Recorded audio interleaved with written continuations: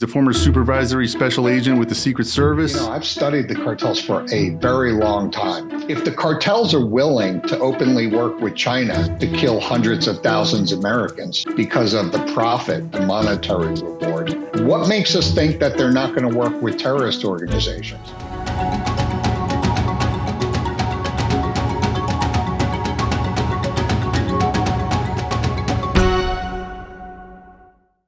Welcome to No Border, No Country. We're talking about the terror threat at the border today. We have a special guest. He's an expert on national security policy and emerging threats. He's a former supervisory special agent with the Secret Service, former senior law enforcement advisor with DHS, currently CEO of a global security and intelligence advisory firm, and the author of the best-selling book, Terrorists on the Border and in Our Country. Please welcome Charles Marino. Charles, thanks for joining us today. Good to be with you, gentlemen. Okay, so there's a lot to cover in this issue. It's a very complicated issue, but from a 30,000-foot view, how much has the terror threat at the border grown the last few years? Is there any particular group, in your opinion, that poses the biggest threat? Well, it's grown exponentially when you have a president and administration that have taken the unprecedented action of completely abandoning the federal responsibilities of securing the border and enforcing the immigration laws.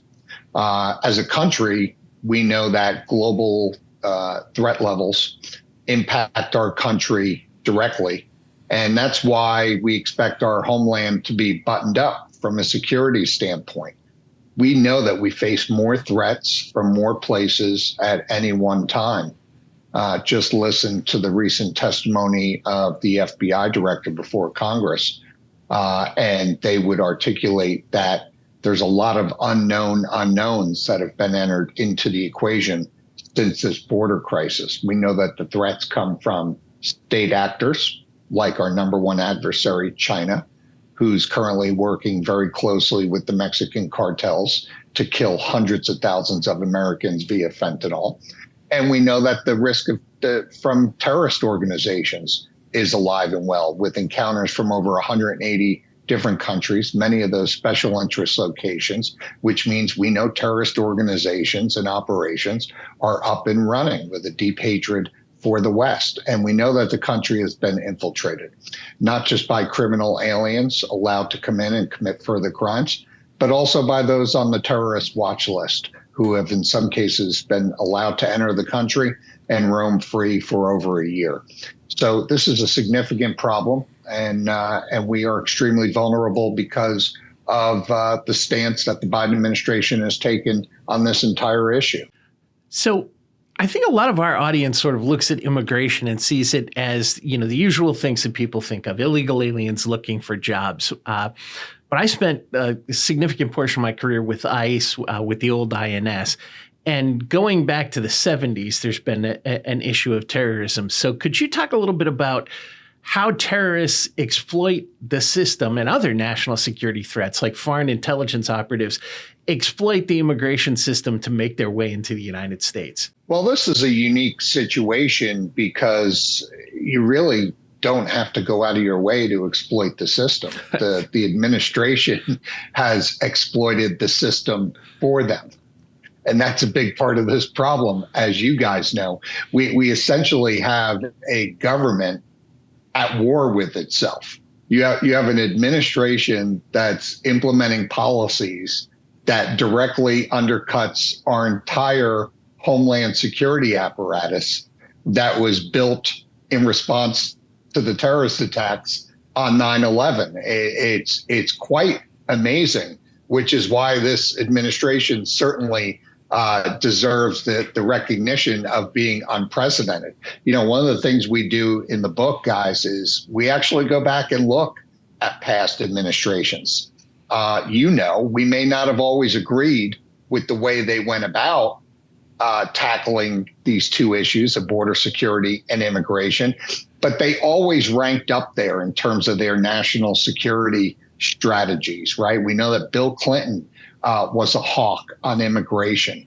We know that President Obama earned the designation as the deporter in chief from the immigration advocacy groups. We know that President Obama expanded the Merida Initiative, which was created by the Bush administration and created beyond Merida to expand that program in terms of working with international partners to put in place the steps to deter illegal migration to the United States.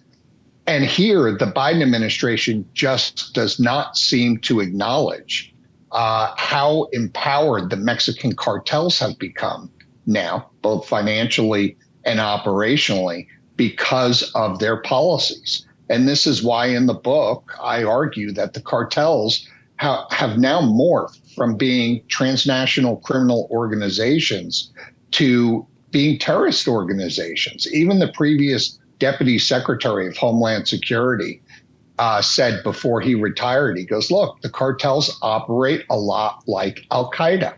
And that's a problem. We know they're paramilitary because the military in Mexico has become the primary instrument to go after them. We know that if the Mexican government sends 1,000 soldiers out to tackle the cartels, only 500 come back, not because they're being killed, but because they're being recruited and paid more by the cartels. So they're taking their training, their equipment, their weapons, their cars, they're taking all that and it's going to the cartels.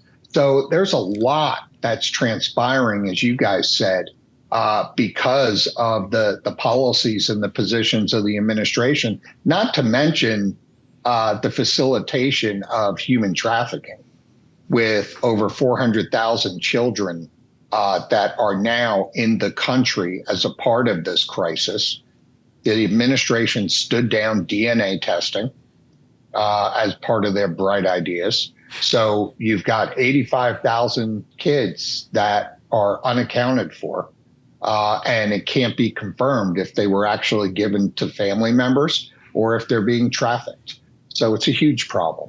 We had a story out recently that Customs and Border Protection was not going to respond to a FOIA request from Fox News asking for the nationalities of people on the terror watch list that they had apprehended at the border. What is your assessment of that story in general? And drawing upon your law enforcement experience, how does this mindset take root at the highest levels of our government where the rights of potential terrorists override the public interest of protecting the people? Yeah, simple answer is we have a president and those working for him that aren't placing the safety and security of the American people first. Their world is completely upside down, and we see it every day. It's very bad for the country, and it's making it a much more dangerous place to live. But what I can tell you, which brought this to a head, was the recent incident out at Marine Corps Base Quantico in Virginia, where you had 2 Jordanian nationals, as it's reported, attempt to access the base posing as Amazon drivers. And when they were questioned by security and asked to pull over to the side for further examination and questions, they attempted to run the gate. Now, we don't know if these Jordanian nationals are on the terrorist watch list. We don't know if they're in the country illegally. We don't know anything about them under the guise of an ongoing investigation. And because the Department of Homeland Security, as part of the broader question you asked, feels that the nationality and originating countries of these that are in the country illegally and on the terrorist watch list should be protected and not shared with the American people. And I think if you look at the MO of how the administration has been handling this, it's really no surprise. It's no surprise that those in the country illegally, to include criminal aliens and those on the watch list, would be shielded by this administration. They also are staunch supporters of sanctuary cities. So this all falls in line with the efforts of protecting not Americans, but those that wish to do us harm. Now, you've mentioned both the cartels and terror groups, and there seems to be a lot of debate among the community of experts on these issues, whether those two entities have have started working together. So what's your opinion on that? Absolutely. I mean, so I always pose the question this way, and I actually posed the same question I'm about to mention now when I testified before the Judiciary Committee about a year ago. And that is, if the cartels are willing to openly work with China to kill hundreds of thousands of Americans because of the profit, the monetary reward, what makes us think that they're not going to work with terrorist organizations for that same monetary award or share the same principles in terms of how they feel about the country that we live in? So absolutely, the cartels, I've studied the cartels for a very long time. And prior to this book, had even written a paper on the cartels in terms of how Mexico was approaching the problem. Is it truly a law enforcement problem? Is it an insurgency problem? Is it a terrorism problem?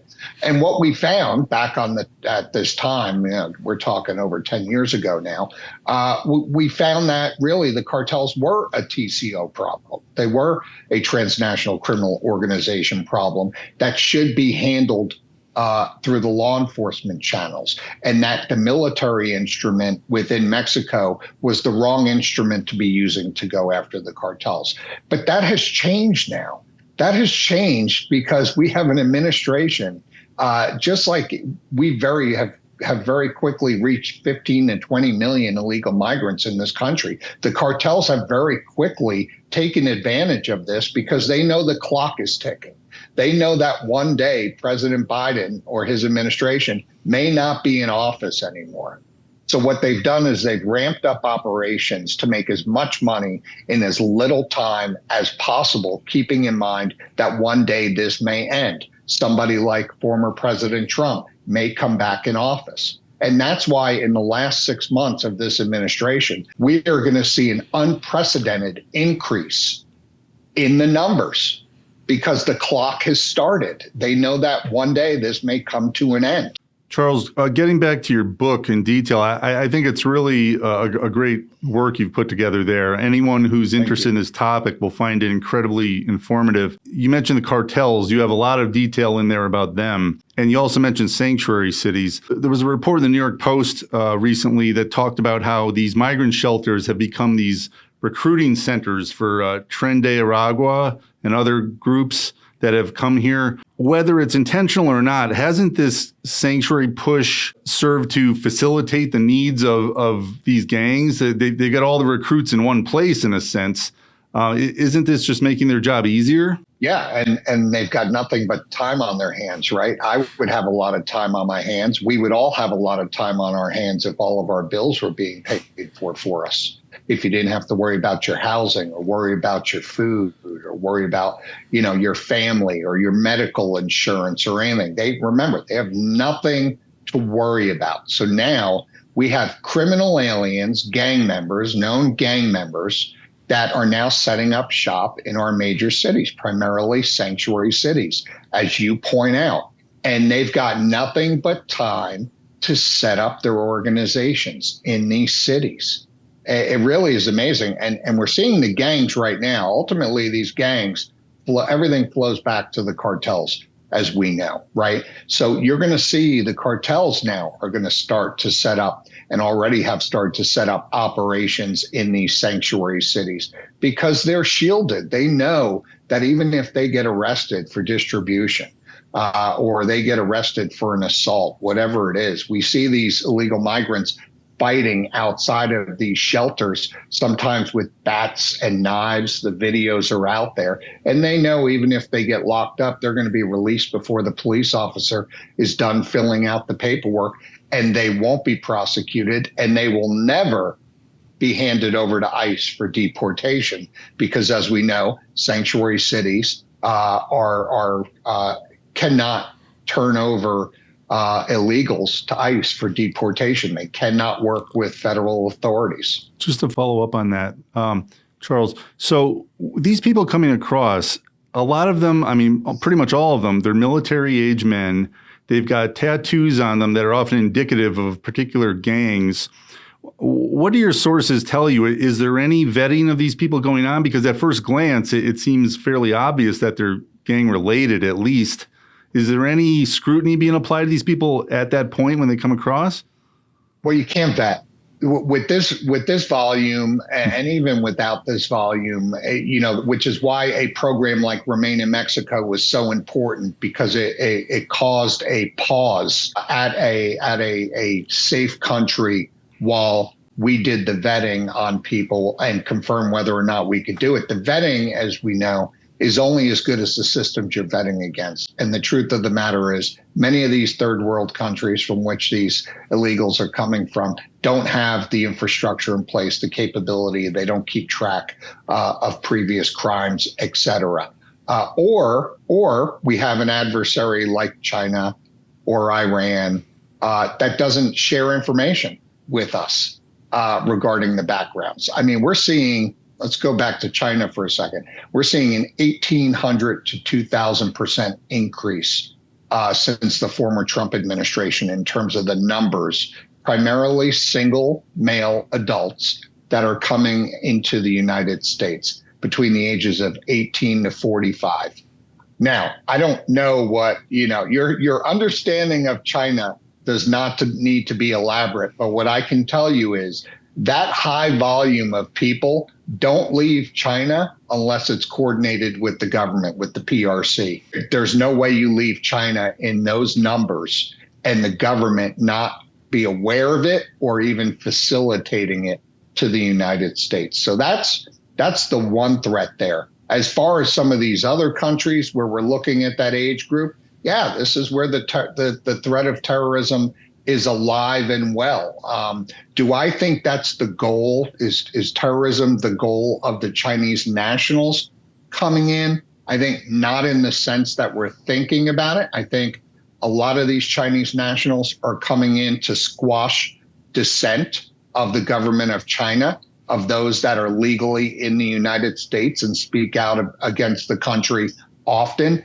Also, I think it's to set up operations to target our infrastructure, our other critical resources in the event that we go sideways one day with China in some way. I think gone is the visual of a missile being sent over from China first towards the United States. I think what they're setting themselves up for is to strike from within first, to completely knock our country offline if and when it's needed. So one of the themes that you touched on in the book that I thought was really important was who should be handling this problem? Is it a military problem? Is it a law enforcement problem? In my experience, the military, when they're confronted with this, don't want to deal with it. A lot of the intelligence agencies don't really see the significance of it.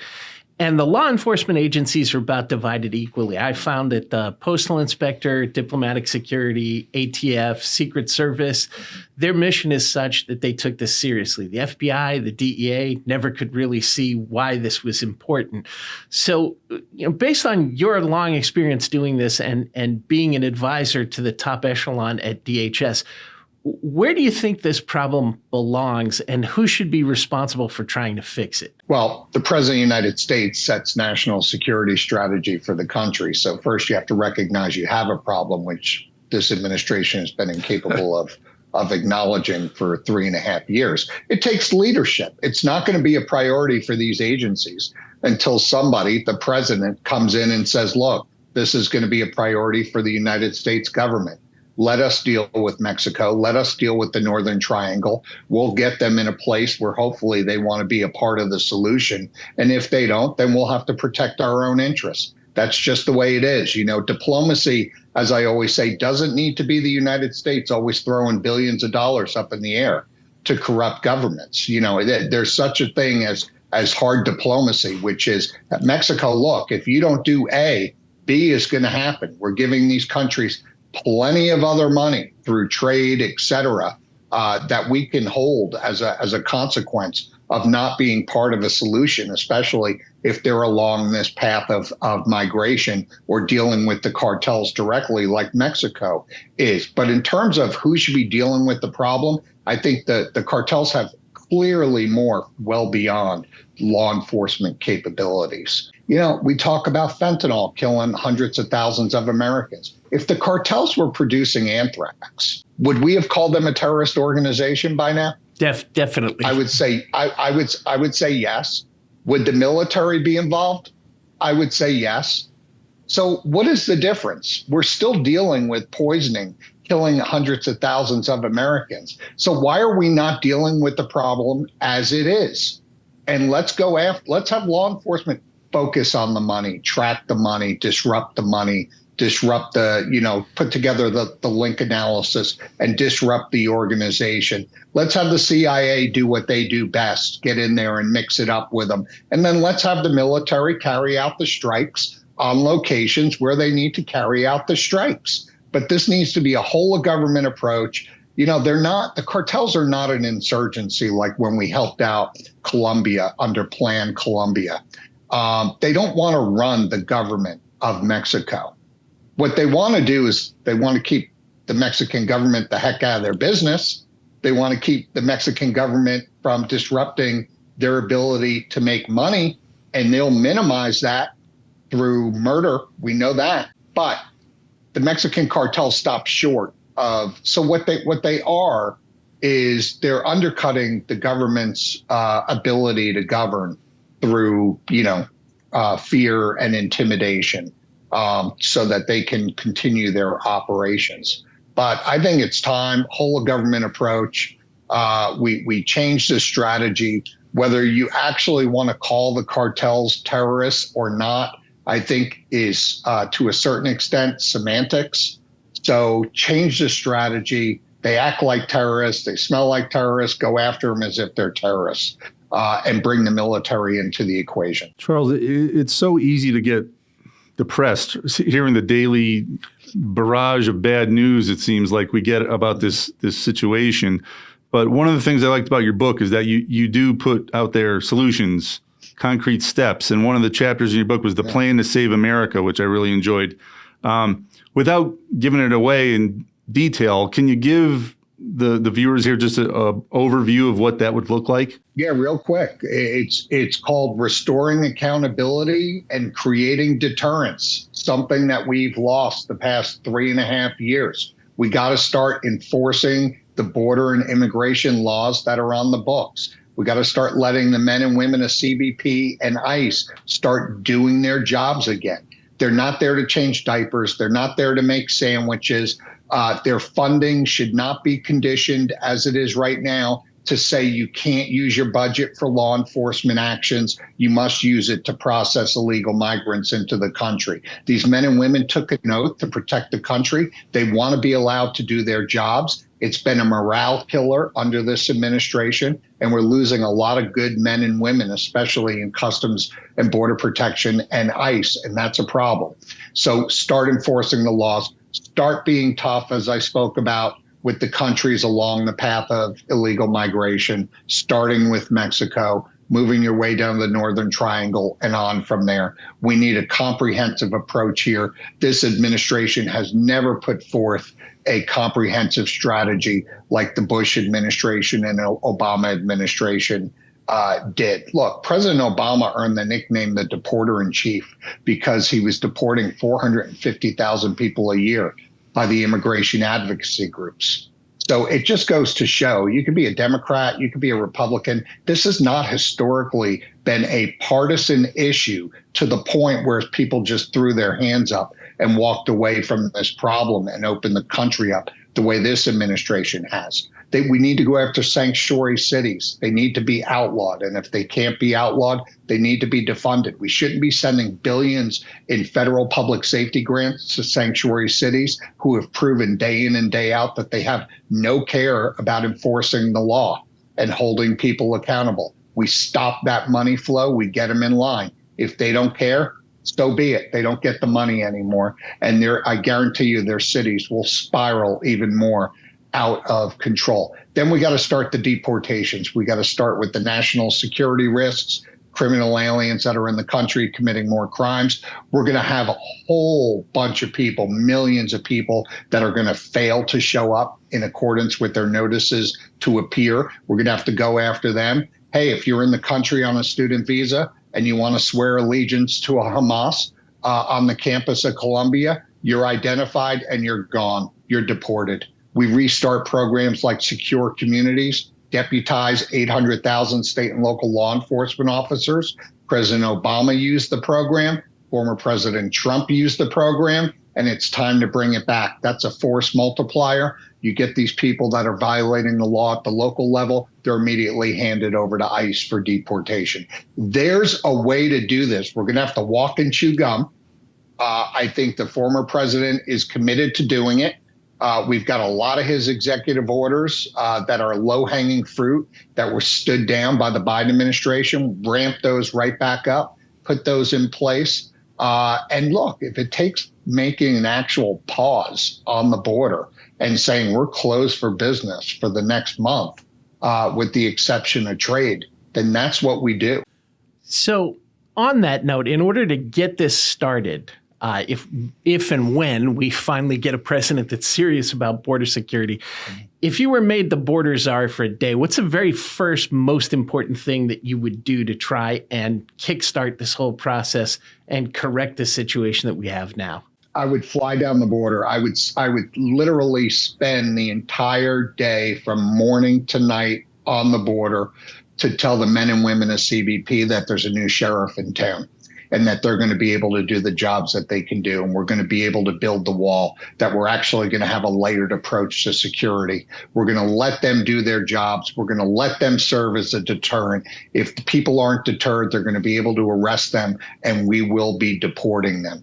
First thing is messaging to the country that the gig is up, that the Biden administration really was at war with the agencies that have taken an allegiance to protect this country, and that we're going to start changing immediately. It starts with the messaging. Let that get out through the international community, and then we start the programs in the country. And I'll tell you, if we do all of this, you will actually have some illegal immigrants that start self-deporting. Yeah, without a doubt. But you got to deliver that message. This will be nothing without the men and women of the law enforcement agencies. This is undercutting. This administration has undercut everybody, not just the very mission of DHS and the two agencies we've been focusing on. I mean, look at how this administration is undercutting the efforts of the DEA, the FBI. I mean, look at how it's undercutting the intelligence agencies. You have a lot of resources. We're spending a lot of money as taxpayers to have these men and women protect the country, and to be undercut by your own government, like I said, is unprecedented. There's no other word for it. So, Charles, as we mentioned, you've worked at DHS before at the highest levels as an advisor. What do you think when you see these congressional testimonies and you see Alejandro Mayorkas insisting that the border is secure and that they're accomplishing their mission and things are under control? I mean, someone with your experience, what's your reaction to hearing things like that? Well, the first thing is, all of these cabinet secretaries take an oath of office to swear to protect and defend the country from enemies, both foreign and domestic. And I think that oath needs to be taken seriously. And when you're called to testify before Congress, like I have been, you go forward and you're expected to tell the truth. And you should demand that of yourself. And if you decide not to, there also needs to be deterrence from the Congress of the United States. And so if you go before Congress and you make false statements and you mislead the American public, as I believe the Secretary of Homeland Security has, then you should be held responsible. There's a U.S. code for this. It's Title 18 USC 1001. It's false statements. It's no different lying before a member of Congress as if you lied before two FBI agents regarding an investigation. It's the same charge across the board, and it needs to be exercised. The Secretary of Homeland Security has done a disservice, a gross disservice to this country by not upholding the laws and protecting our borders. This is where Homeland Security starts. He's forgetting why the department was created in the first place in 2002, following the terrorist attacks of 2001. And so he needs to get back to basics. He needs to restudy his history, and he needs to understand that because there were flaws in the system before 9/11 that led to the terrorist attack, that his department was created to prevent this. This department was not created to entice it and cause it and facilitate it. And so he's done a disservice to the country. He's done a disservice to himself, to his reputation as the first cabinet secretary to be impeached by the House of Representatives in over 150 years. And there's no way, absolutely no way with any credibility that the Secretary of Homeland Security could sit across from somebody like me or somebody like us and swear up and down that the country is being secured the way it needs to be secured. He's too smart for this. He knows that this is no way to secure the homeland. But proximity to power does interesting things to people, and sometimes it corrupts them, as it has in this case. So anyway, the book is called Terrorists on the Border and in Our Country by Charles Marino. There's a very good foreword in there by our mutual friend, Mark Morgan. And Charles, I want to thank you for taking the time today, and please come back again. Thank you, guys. Anytime. Thank you very much. So Matt, that was a very informative interview. Yeah, that was fantastic. I mean, it's always interesting to me to hear from somebody who actually worked on national security issues at the highest levels. I mean, this is a guy who was a supervisory special agent with the Secret Service and was a senior advisor at DHS. And when somebody like that is taking a look at this and saying, hey, there's a problem, terrorists and cartel members, foreign intelligence operatives, and all these other people are getting into the country, and it's a danger to security, you have to stop and listen, because somebody who is, this is not somebody who's crying that the sky is falling. This is somebody who's had real world experience where the rubber meets the road on this issue. And if he's writing a book about this, that means that the problem has become so severe that the American public needs to wake up and pay attention. When I asked him about Mayorkas, I just couldn't help but think as he was answering that, the contrast between what we get from Mayorkas and those insulting appearances on Capitol Hill and the straight talk that Charles was giving us. And I'm thinking, he's the guy that should be running something in Washington, and that guy should be somewhere else. Yeah, you're 100% correct. But the difference is that this is a guy who takes, and he said this, takes his oath to defend the United States seriously. Ali Mayorkas' career isn't about a dedication to, when he was a U.S. attorney, a dedication to prosecuting criminals, and his involvement at DHS, a dedication to protecting the United States. His career is about ideology and power. And Ali Mayorkas would tell you that the sky was purple and white is black if it served his ideological ends. That's how he can sit there and with a straight face make the claims that he makes about what's going on at the border, because there's a complete lack of underlying integrity.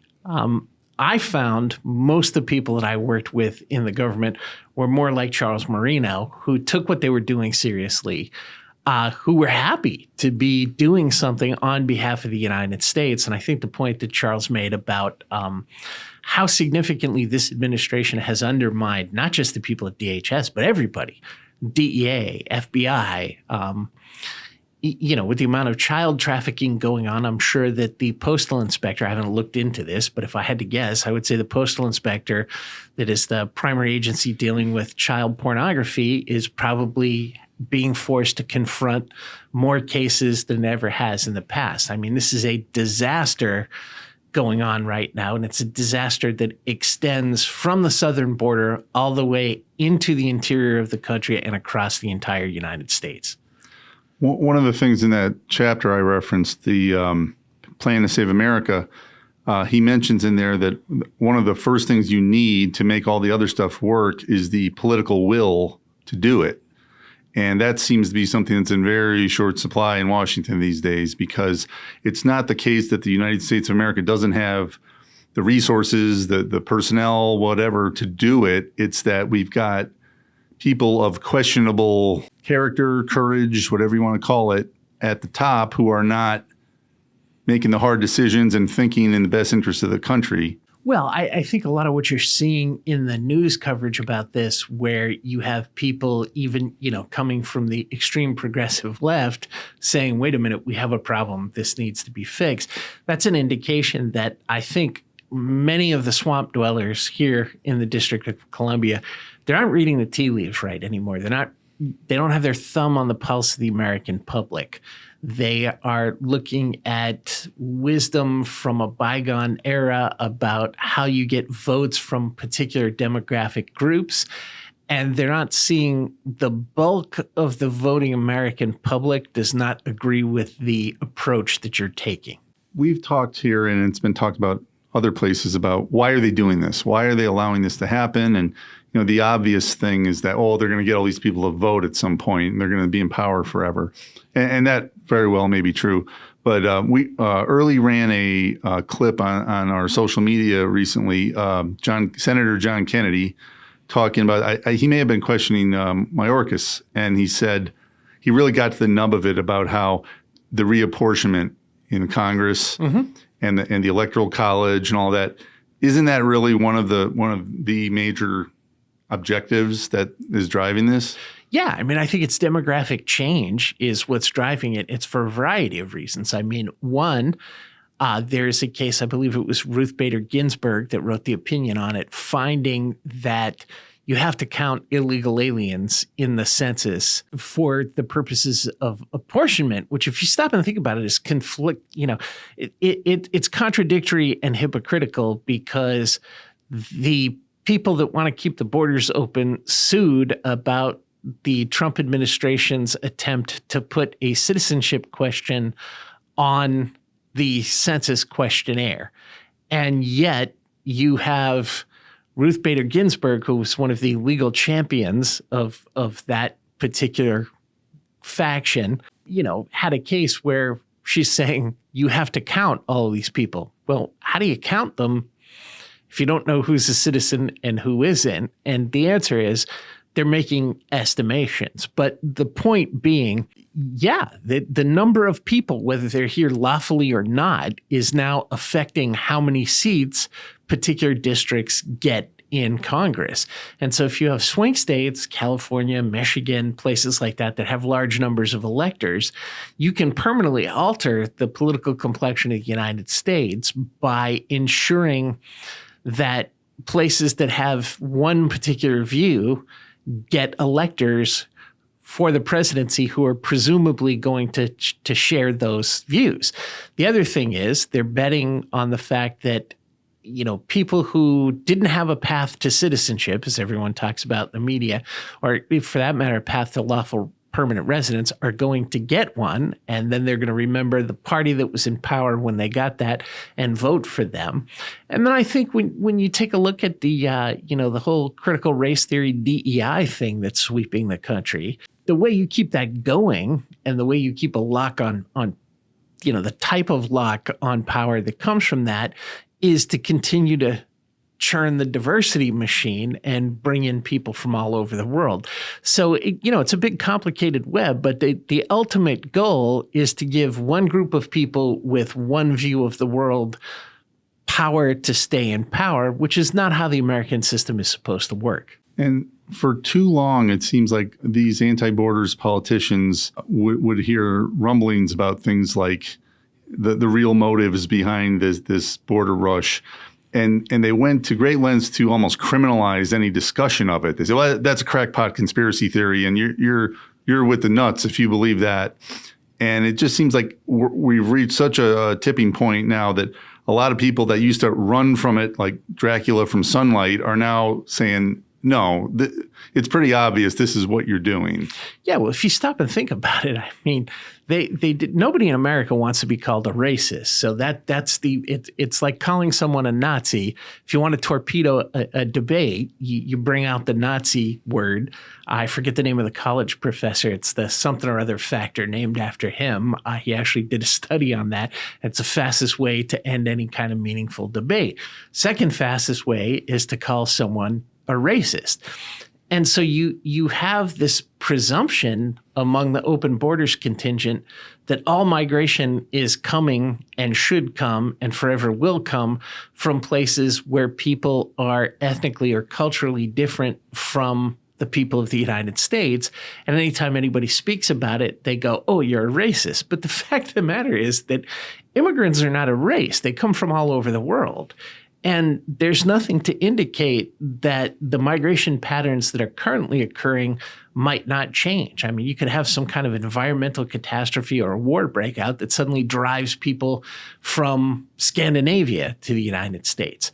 So it's, the whole thing has just become gray and muddled because the people who want to keep the borders open have intentionally made it that way.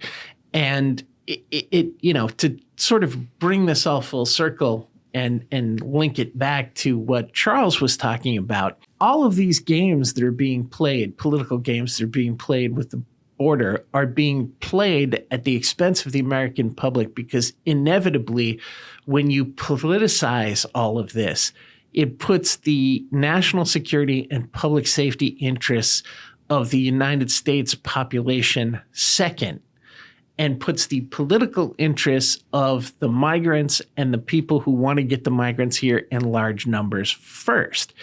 And, as our guest pointed out, there's been like a, ridiculous 1,800, 2,000% increase in the number of Chinese being apprehended at the border. Well, the Chinese have a political interest in seeing that certain decisions are made that prioritize the U.S. relationship with China, that keep China having certain types of trade agreements and things like this. And so when you open up the border, you open up the border to foreign intelligence operatives who may want to forcibly change these things. But you also open it up to what's called diaspora diplomacy, which is you have large groups of people from foreign countries in the United States who are big enough to form a voting bloc and actually, once they become citizens, exercise an effect on the electoral process. So this whole thing is crazy.